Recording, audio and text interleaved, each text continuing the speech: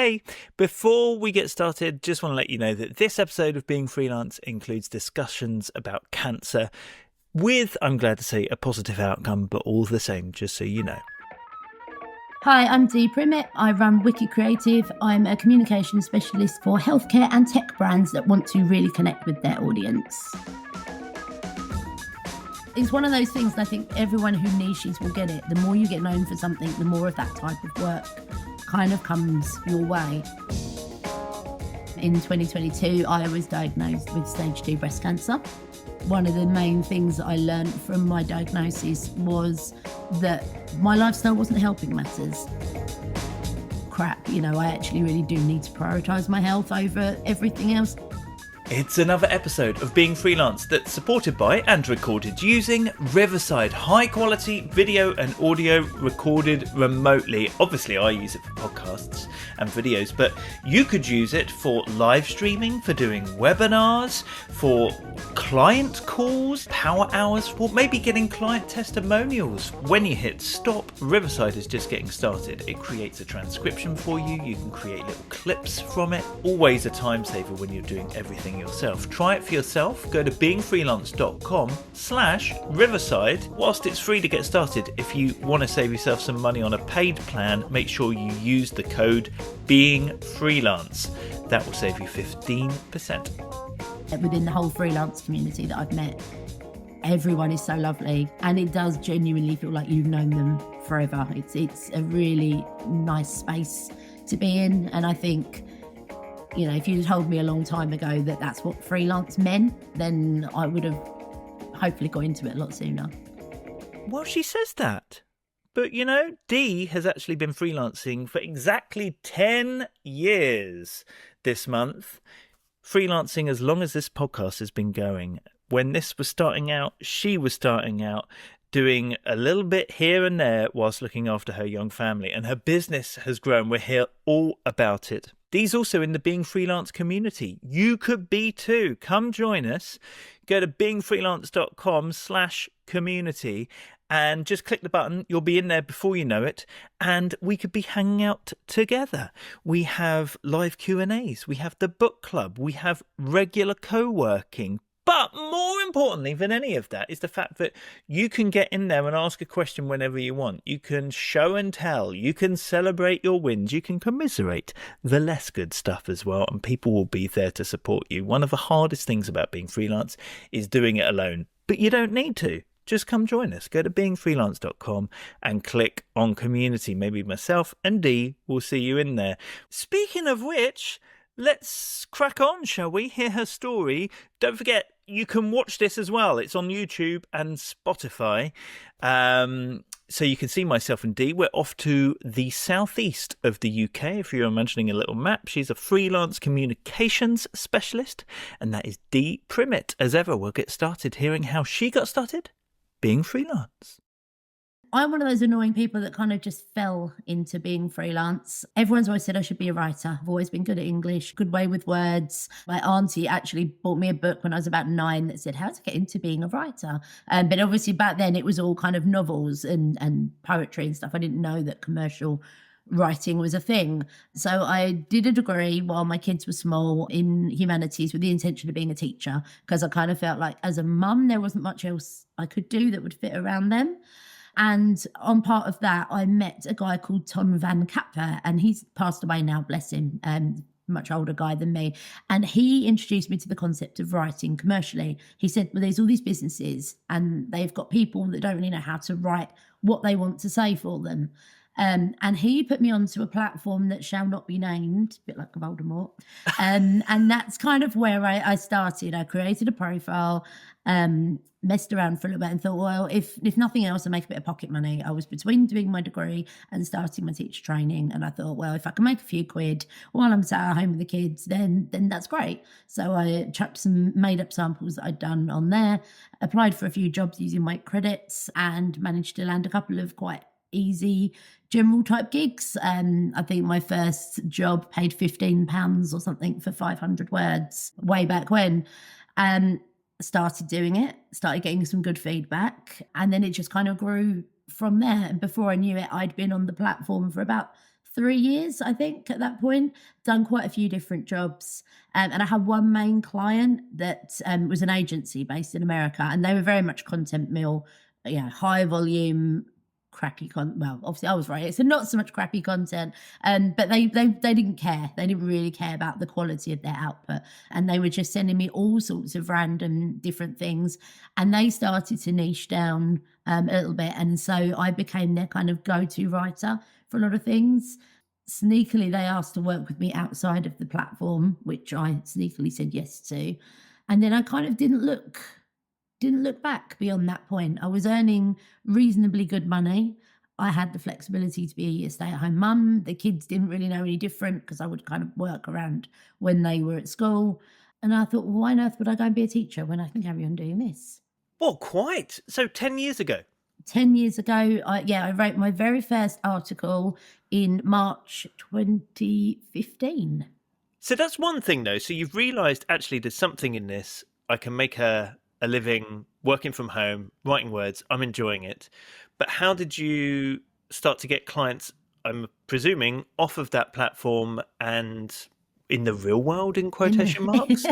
In the real world. Well, I'll be perfectly honest, for a little while I didn't, because this particular client gave me enough work that I kind of didn't think, I need to look elsewhere.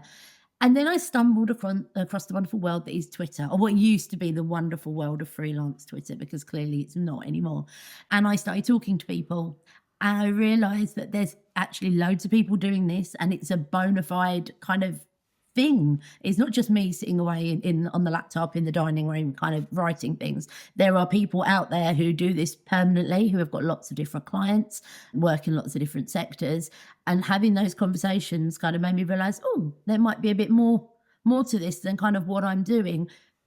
Do I want to build a business from this? Because at that time I didn't even really consider it a business. It was just kind of earning a bit of money on the side. So it's because I met these wonderful people, some of whom I'm still in contact with today. Quickly name drop, like Gareth Hancock and Alice Hollis, people like that. So they introduced me to this kind of network. I quickly realized I needed to get myself out there a little bit more, but I still didn't build a website until 5 years in. I mostly found a bit of extra work through word of mouth, and people would kind of just pass my name on and say, she can help, I'm too busy, but Dee's good, she can help and do things. And it wasn't until 5 years in that I kind of thought, I really need to have a proper website. I need to have something where people know that I'm bona fide and real, and not just this random crazy woman off the internet. So it wasn't really until, I would say, the last 5 years that I turned what was a side hustle into a proper business as such.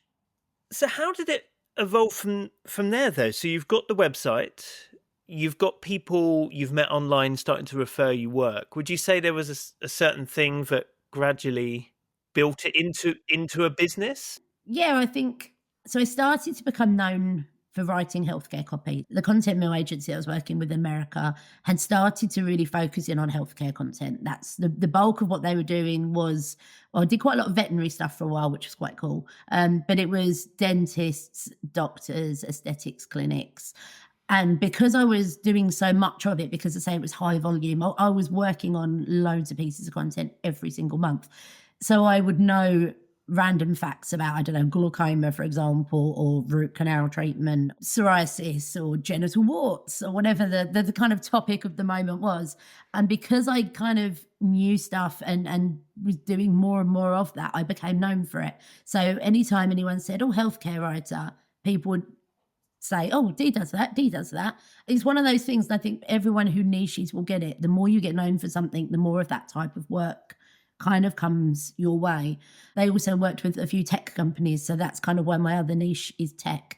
And I quickly realized that I'm very good at explaining complicated things in a very uncomplicated way. I'm quite good at learning things that would normally take a lot of people a long time to understand, and then digesting it and distilling it into something that a 12-year-old or a 16-year-old could read. So when people are trying to get their message across, and when it's something in tech or healthcare, and it's normally something that's either very sensitive or quite complex, being able to relay that message in a kind of clear and easy to understand way is quite valuable. And that's kind of what led me to where I am now, I guess. And whilst it all started off as kind of I know, blog posts, a few social media posts and some websites. I'm now much more heavily involved in the strategy side of things. I understand from a patient perspective what patients need, what patients want from their content. I understand the patient journey. And I've spent so much time immersed in that kind of world now. I can really offer my clients a lot in terms of where their brand needs to go, how to build a reputable brand, how to get taken seriously. And that's what I love. I love trying to make a difference for these companies and trying to make a difference ultimately for people's lives. So whilst I do tech, my passion is more around the healthcare side of things, because so many people are not able to advocate for their own health. So many people don't understand how to look after themselves or how to ask the appropriate questions, how to get the care they need, and how to find support. And it's quite scary, the number of people that aren't able to do that for themselves. And, you know, their lives could be so much different, I suppose, if they could do that. So whilst I can't be a doctor or, you know, a psychologist or help in any way that way, I think by making content more accessible and by trying to really connect brands with their audiences and empowering people to understand more about their health and look after themselves, then hopefully I can make a little tiny difference that way.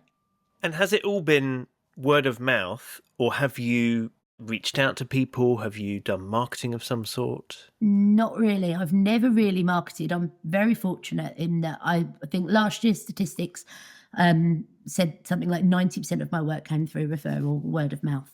So most of my clients come back time and time again. A lot of my clients I've worked with for 3 or 4 years or more, but I've got a very strong network on LinkedIn of past clients and also other freelancers. Most of my work comes through word of mouth for other freelancers who recommend me and pass my details on. I'm very fortunate kind of in that respect.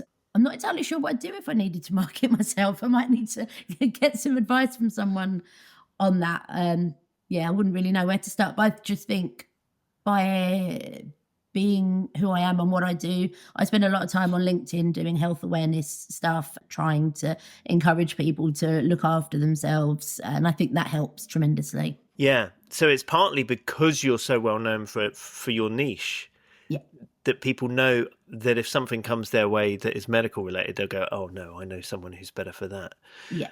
But then I know, because you talk a lot about it on LinkedIn, that you then faced your own health challenge along the way, right?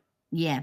So in late October, early November, I kind of blanked it out in my mind to a certain extent. In 2022, I was diagnosed with stage 2 breast cancer, which was a total shock. I went to the doctor with something unrelated, and as part of that, they did a mammogram and then found that I had a little tumour in there, and had to have all of the various tests and bits and pieces. And ultimately, we decided that the best course of action was for me to have a mastectomy on one side. So I had a single mastectomy with a reconstruction, which then failed, which was wonderful. And I had sepsis, so lots to unpick and go on with there. I was very fortunate that because the disease was caught so early, I didn't need radiotherapy or chemotherapy. I am now in chemical menopause because I take a load of drugs. The type of cancer that I had was a hormone-fed cancer, which basically means the more estrogen and progesterone you've got in your body, those hormones were essentially feeding the cancer and making it develop. So by putting me into menopause and sucking all of the hormones out of me, they can effectively, hopefully, completely stop recurrence. I mean, the risk is incredibly low anyway, but obviously I'm taking the preventive drugs for the next 5 years. But I've since done a lot of advocacy work about checking your breasts, checking your whole body, knowing your whole body for signs of cancer. Breast cancer in particular seems to be increasingly common now among younger women. As part of my experience, I met quite a few women who were in their 30s and 40s who were affected, and that's not the normal demographic. If you know, with the NHS, screening with mammograms doesn't kick in until you turn 50. So I've done a little bit of work around encouraging the government to try and lower the age of mammogram screening, particularly in families where there is a history of breast cancer, as there was in mine, although mine was nothing to do with genetics or hereditary in any way. But yes, so that kind of put a different spin on things for me, and it added to my passion to try and work with healthcare organisations and do my own advocacy work to try and get people to understand their bodies better and know the early signs of different diseases and to make healthier choices.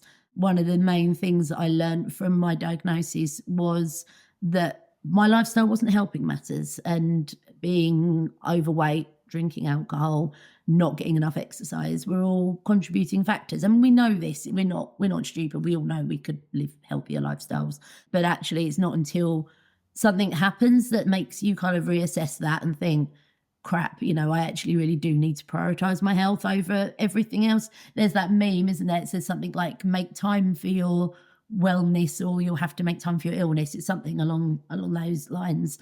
And then that really resonated with me after that. So since then, I've made a lot of lifestyle changes myself to kind of try and put myself in the best possible health going forwards. Man, at the time, how did you cope with running your business? We don't have entitlement to healthcare and all of these kind of things. Well, other than the fact that because we're in the UK, we have the NHS. But I mean, we don't get sick pay. We don't get somebody else taking our work and all of these things that you get if you work for a company. How did you deal with that?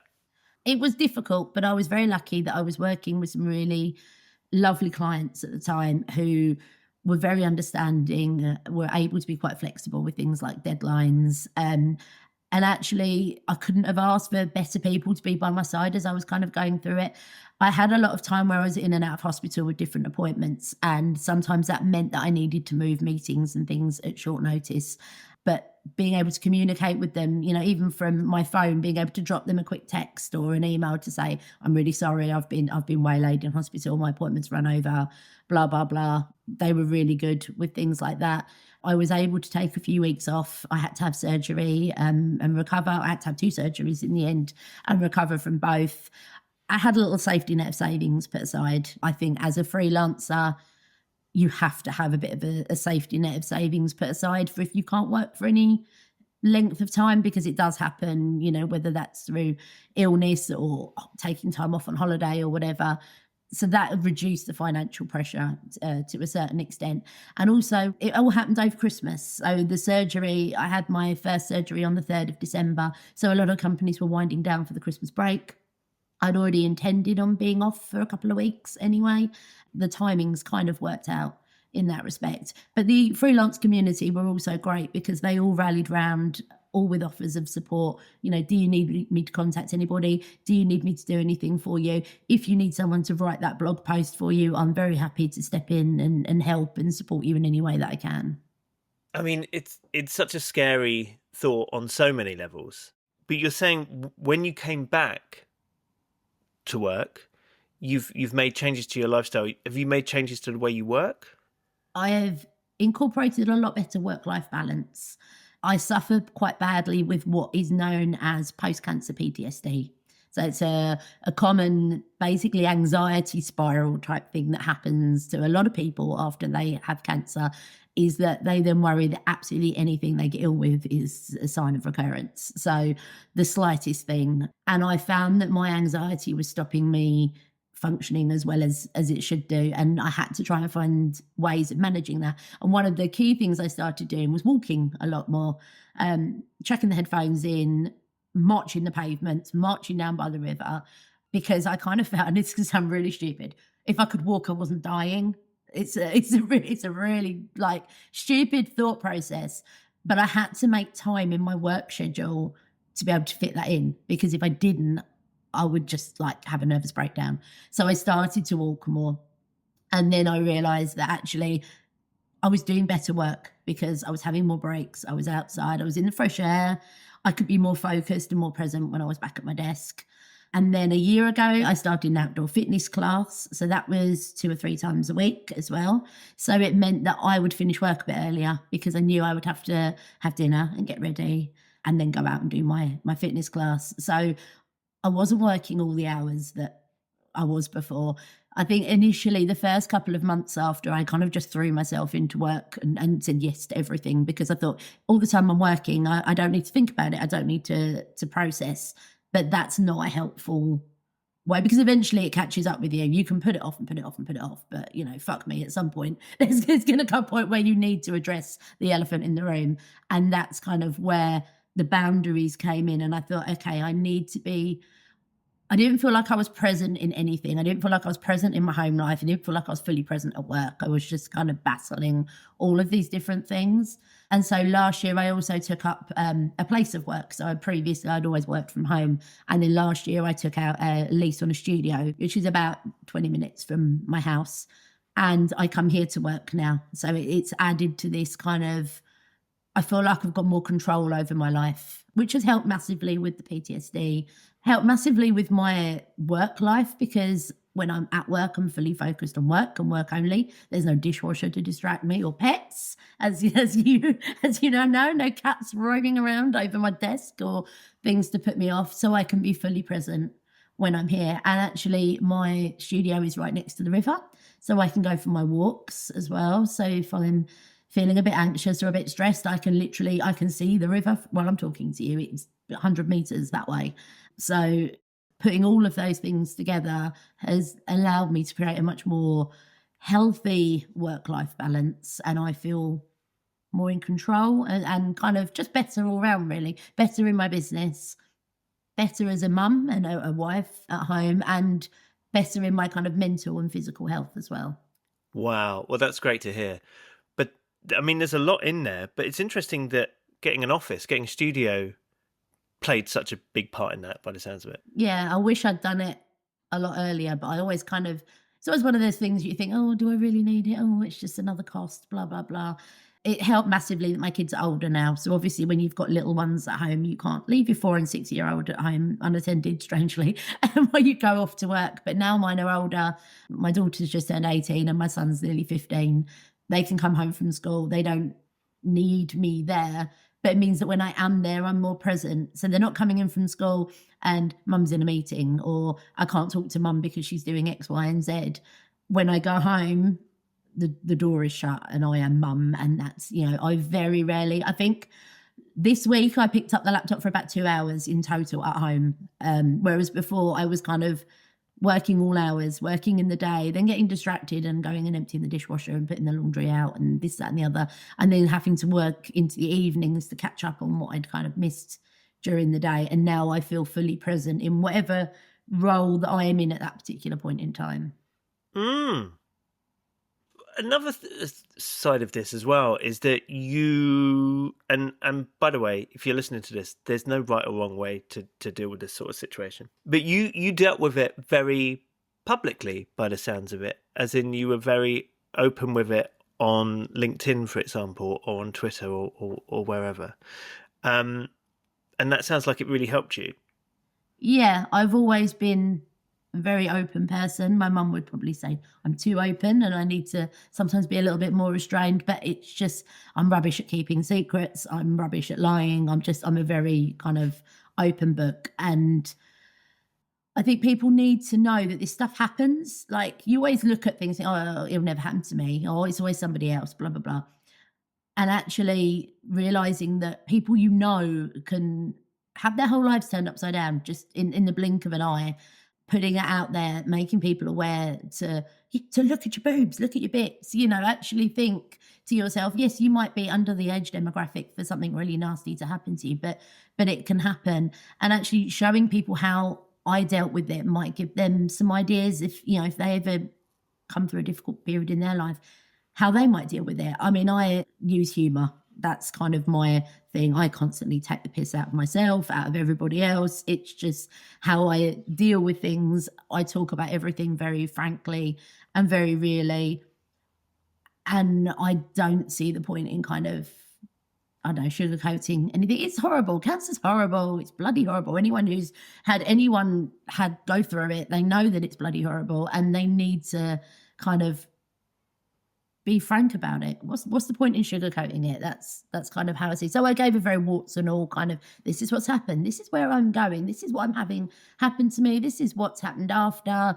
And I've talked a little bit about the life after cancer thing, because it's all very well talking about treatment and it's all very well talking about surgery and this, that, and the other. But what they don't tell you, or no one tells you, is that after you get given the all clear, there's nothing. There's like, it's like a void. And you're like expected to just get over it. And that doesn't happen. And I think you need to keep talking about it. You need to keep talking about the anxiety side of things. Some of the women that I've met that have cancer, I mean, one of them emailed me literally this morning saying about how she's thrown herself into exercise and things as well. And that one of her friends recently got diagnosed with something and it set her off on an anxiety spiral. All of those things, it's forever. That doesn't kind of go away. And you have to learn to be a functional human, irrespective of the fact that you're crapping yourself because you've got a sore throat and you're panicking because your anxiety's spiraling and everything's kind of coming back. I can't go into the hospital without getting sweaty palms, like, and stuff like that anymore. But talking about it helps, even if you're just talking into the void on LinkedIn or whatever. And so many people have messaged me since I started sharing stuff saying, thank you, because of you, I went and had something checked. Thank you, you've made me realize that I'm not alone in all of this. Or even just, you know, oh, I can appreciate now more what it must be like for people. So when they turn around and say, like, for me, one of the worst things is when people go, how's your health? And I hate that question. And I very much appreciate anybody who takes the time to ask me how I am. But it just, it's a horrible question to have to deal with, because every time you kind of feel like you have to talk about it. And sometimes you get so sick of talking about it all the time to everybody. Like, yeah, I'm fine. It's all fine. And just sometimes you want to go, yeah, all this shit happened. I'm okay. But I just don't want to relive it again for the kind of gazillionth time. And other times it's fine. Like, you know, like today, like other times I've been asked to speak about it to different groups of people, and it's fine, but it can get very wearing. And I think being open and honest with people helps others to understand that part of the journey. Yeah. Now, I know you didn't talk about it online for this reason, but did that openness and that frankness have any change to your business? Who contacted you, or the way they contacted you, the sort of work that you got at all?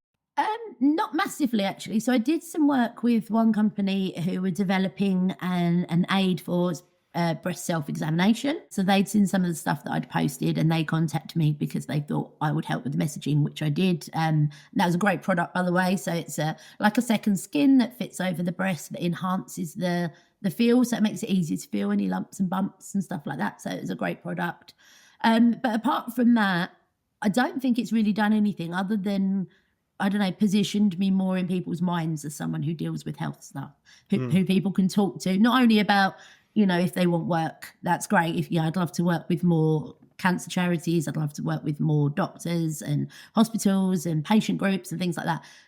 But I just like to help more people. And even if that's just someone messaging me saying, oh my God, I found a lump, what do I do? Like, I'm so happy to just talk to those people on DM and stuff like that, and try and offer any advice and support that I can. Speaking of supporting other people, though, you also started a community, right? My babies, my girls, yes, I did. So obviously we all know that Twitter went to crap a few years ago, and all the wonderful world that it was, the wonderful supportive community that it was, is much less so now. So in 2021, so we were midway through the COVID pandemic clusterfuck that we were going through, and everyone was kind of like, I don't know, everyone felt so isolated, even online, even like trying to talk to people online, everyone still felt really isolated. And I noticed that a lot of women were trying to talk about various challenges that they were facing. And they were, with all due respect to men out there, because it's not all men, but they were being shouted down by various groups of men. I think COVID made everyone more antsy than usual. I think it didn't bring out the best attributes in people's personalities. People were spending a lot more time online, keyboard worrying and all of that type of thing.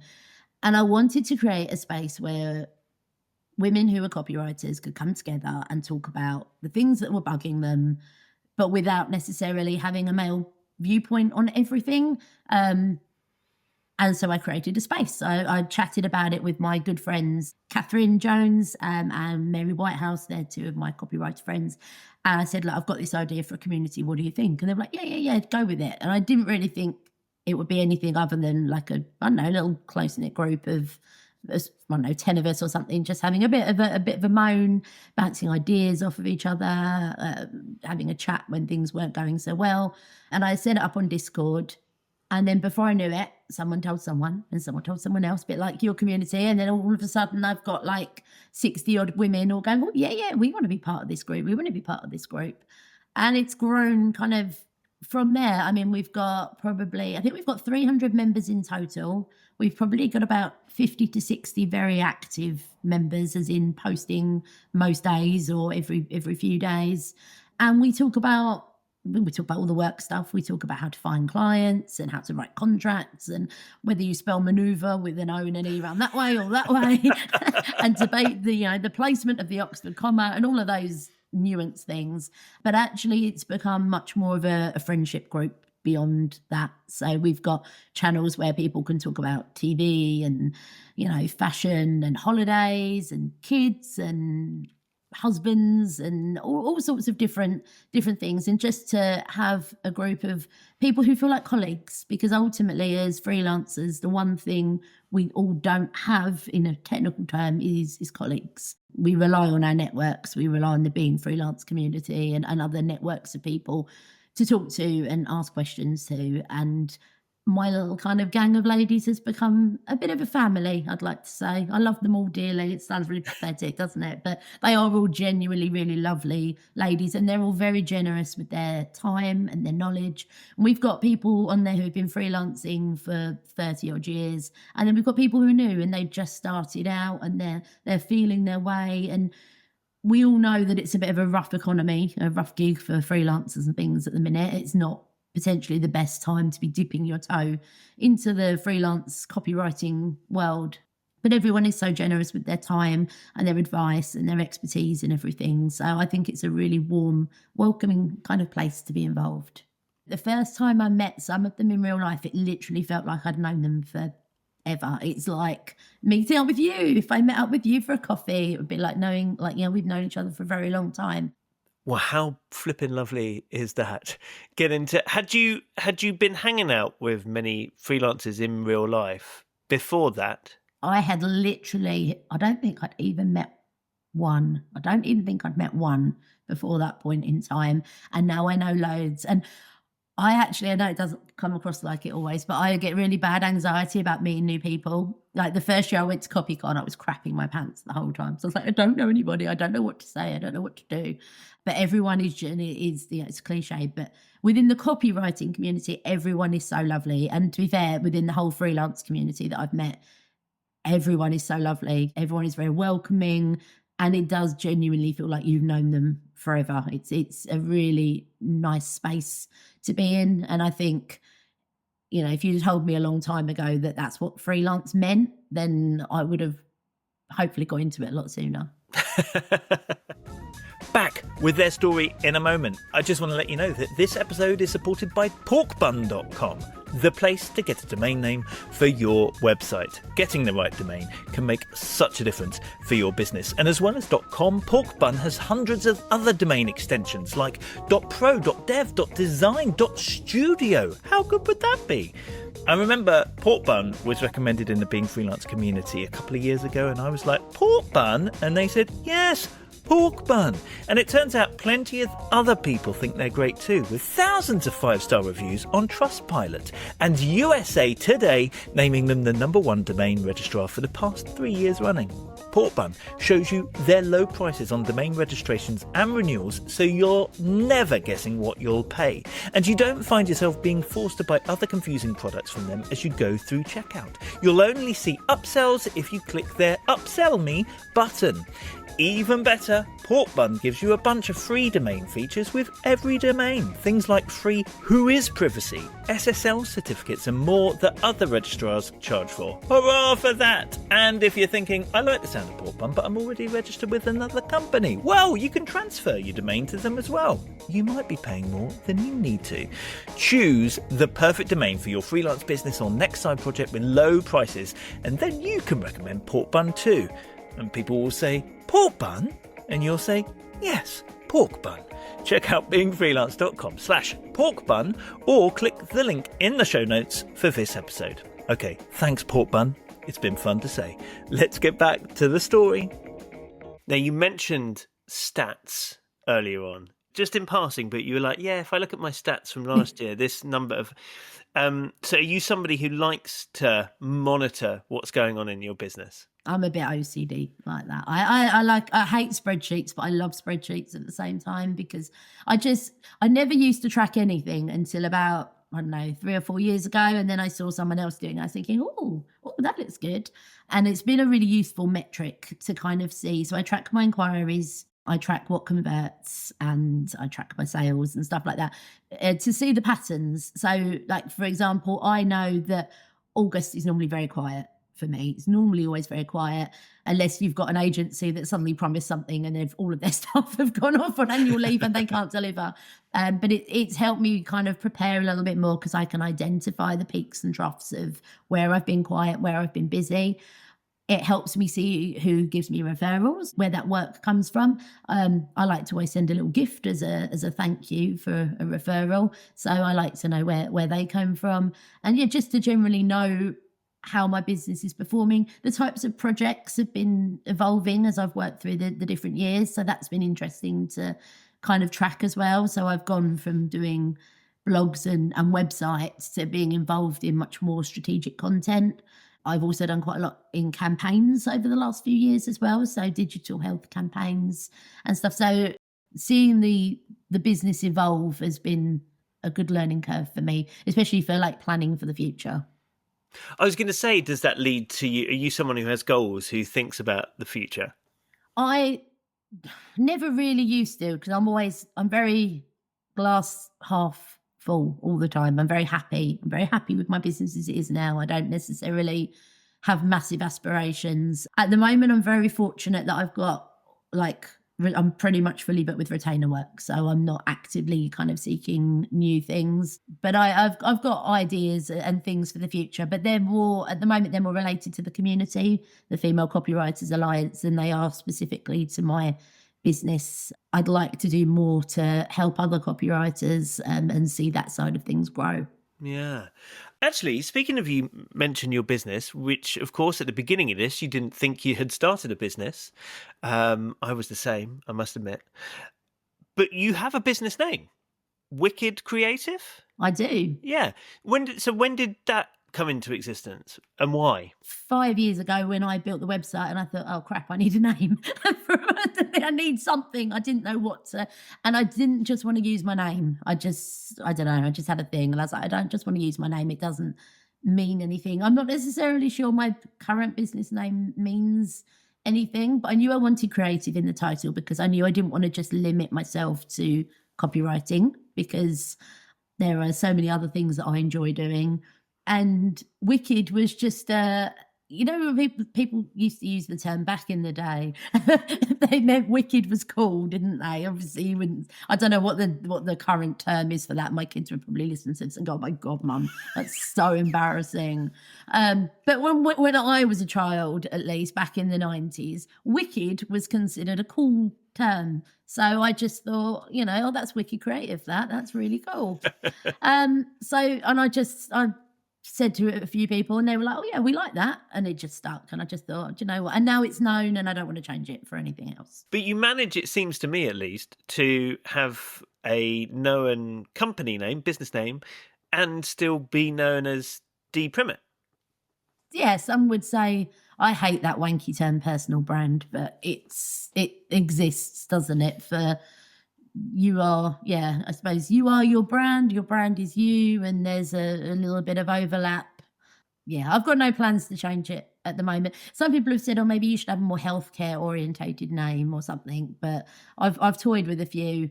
And the thing is, my sense of humour means it's not going to be appropriate whatever I come up with.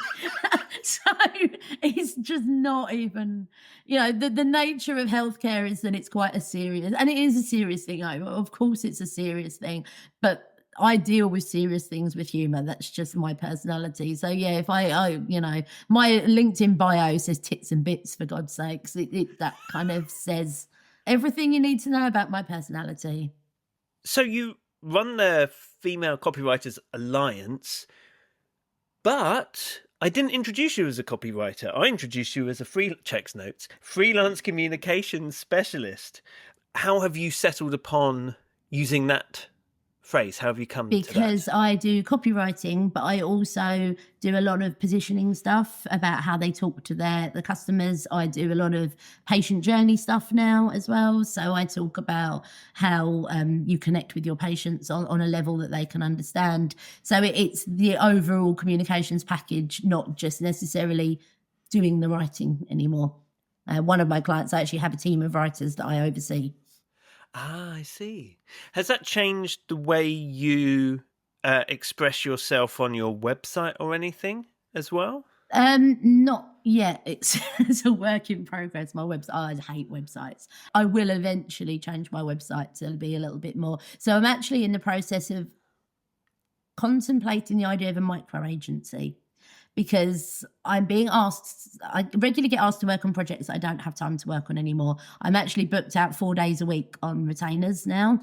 So I don't really have time for I know project work. If I had a quote recently for a website, I said, I can't deliver that quickly. I've got 1 day a week. That's kind of my ceiling of what I'm available for. And it would have taken me like 3 months to write this website for them. So I'm at the moment contemplating this idea of an ad hoc kind of micro agency that brings freelancers from my community together to work on projects when I'm not able to. And I would like oversee and pitch for those particular projects. Or if I get inquiry, I don't tend to pitch, but if I get inquiries that come through, I can say, well, I can do this, and I have a little team of people to support me. Interesting. Oh, well, we'll keep an eye out for how that goes.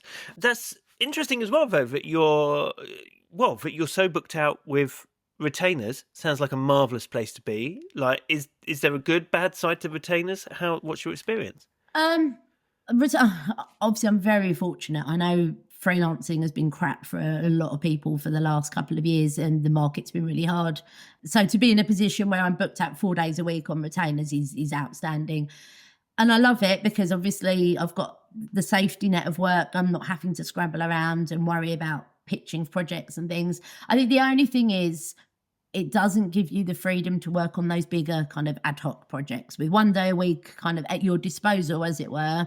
You know, if a previous client, I get a lot of clients that come back to me, put it that way, but it's not regular, but it's sort of, I work with a software company in the States, and every couple of months or so, they'll come back and say, oh, can you help us with a white paper? Or can you, and those types, I can't book out a week to work on a project for anybody anymore. You know, I can do the odd thing. I can consult, which I do a lot of consultancy type work. Now I know stuff, apparently. I don't know, I don't feel like I know stuff, but apparently I know stuff.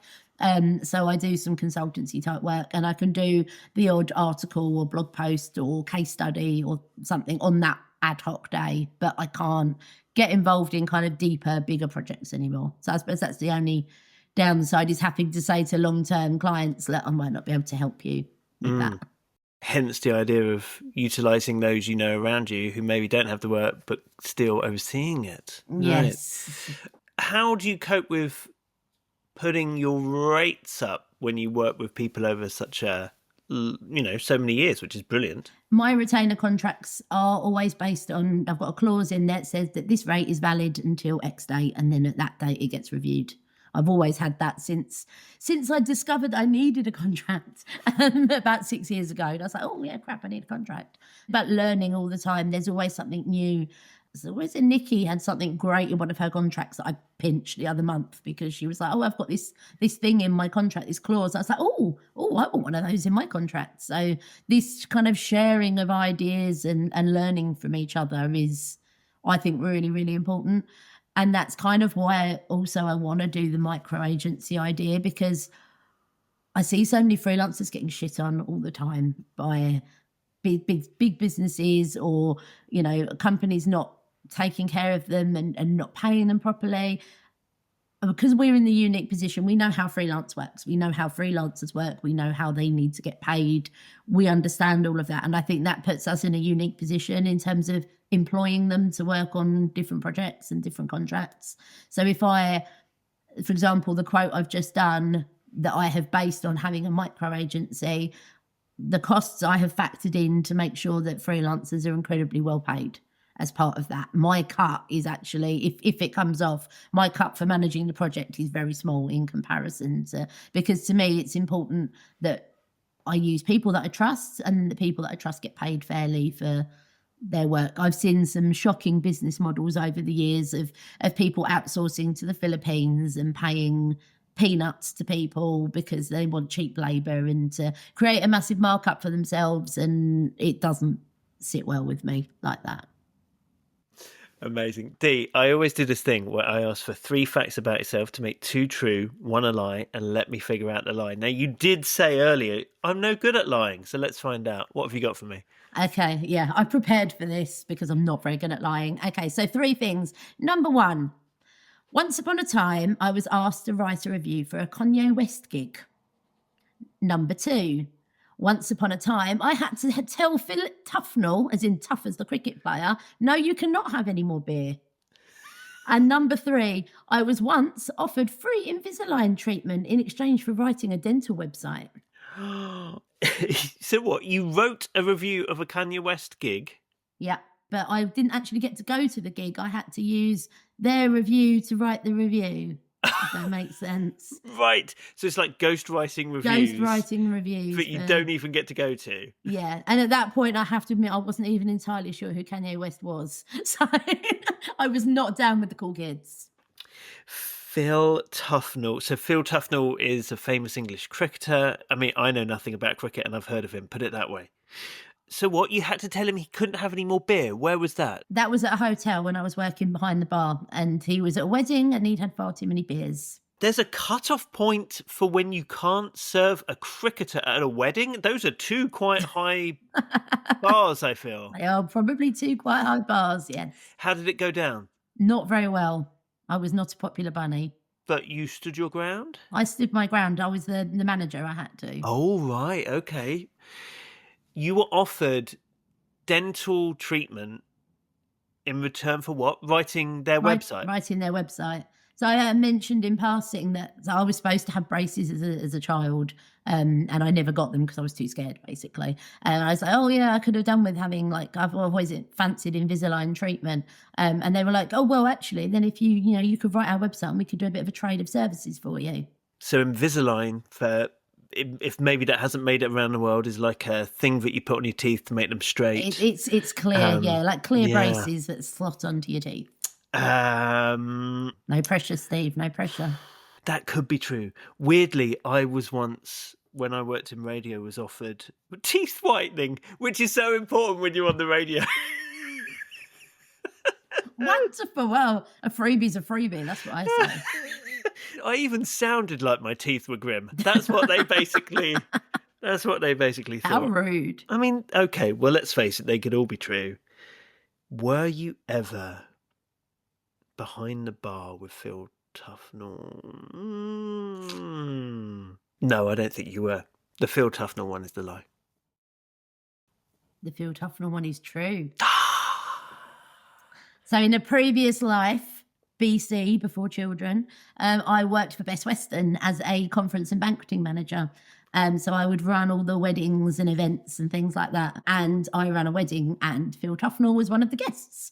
And he, consumed rather a large amount of beer and was getting very loud and boisterous, shall we say. And I had to put my size 4 foot down and say, absolutely not. I'm sorry, Mr. Tufnell, I cannot serve you any more beer. Kanye's the lie? Kanye West? Oh, No. man! That was one of my very, very first gigs with platform that shall not be named. I got paid the princely sum of £20 for that rewrite of a gig that I did not attend. So no, that is absolutely true. I have never been offered free dental treatment in exchange for a website, but I'm open to the conversation. Dental treatment's expensive, man, Right. Well done. Okay. Dee, if you could tell your younger self one thing about being freelance, what would that be? That you don't have to be in it alone. I didn't really know what freelance meant, like back when I first started. You'd heard the term kind of bandied about, but I didn't really know what it meant. But I always envisaged somebody just being on their own. They just work for that company on their own. They don't really talk to anybody else. And I would say you don't have to be alone. In fact, I would recommend that you don't be alone and that you join wonderful communities in the freelance world and make friends for life, because that's what I've done. Dee, it has been so good talking to you, and thank you for being so open as well. Go to beingfreelance.com, as there are for all of our guests. There are links through so that you can find Dee online, and Wicked Creative, which is wicked, and also the Female Copywriters Alliance as well. All the best with that to boot, but all the best being freelance. Thank you very much. Thank you so much, Dee. Hope you enjoyed that. New episodes every other week, so make sure you're following or subscribed, whatever the term is, wherever you got this. You can follow along on Instagram, join me in the community, and please do get the newsletter. You can sign up at beingfreelance.com as well. But hey, that's a big enough to-do list I think I've given you. I'm out of here. You have a great week. Being Freelance.